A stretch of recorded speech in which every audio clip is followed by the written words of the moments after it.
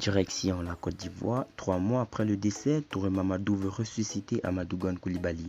Pour plus de détails, après le générique. Avant de commencer, abonnez-vous à la chaîne et activez la cloche de notification car cela va vous permettre de ne plus manquer les prochaines vidéos. Let's go!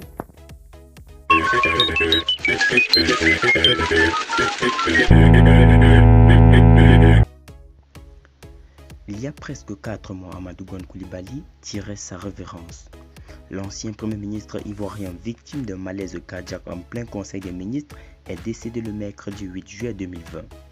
Revenu de Paris où il avait séjourné pour des raisons médicales, le fils d'Alassane Ouattara a quitté les siens alors qu'il avait été désigné comme candidat du RHDP à l'élection présidentielle du 31 octobre. Touré Mamadou, l'un de ses proches, n'entend pas laisser disparaître la mémoire de son grand frère. Touré Mamadou annonce la création d'un institut à la mémoire de Gon Coulibaly. Mercredi 8 juillet 2020, le ciel s'est assombri au-dessus de la tête d'Alassane Ouattara et du Rassemblement des Upotistes pour la démocratie et la paix. Ce jour-là, Amadou Gon Coulibaly a poussé son dernier souffle au cours d'un conseil de ministres.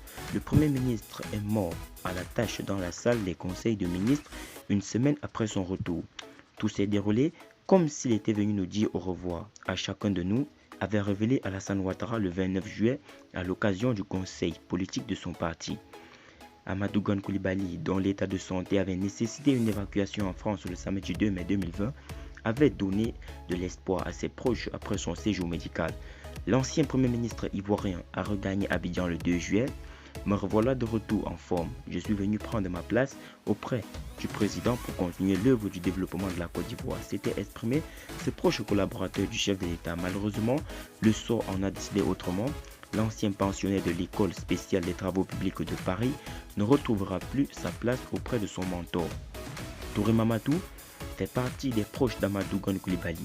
Lors d'une cérémonie d'hommage au défunt chef du gouvernement samedi 10 octobre dans la région des Savanes, le ministre de la Promotion de la Jeunesse et de l'Emploi des Jeunes a fait savoir qu'un institut de formation politique verra bientôt le jour en Côte d'Ivoire et sera baptisé au nom d'Amadou Gon Coulibaly.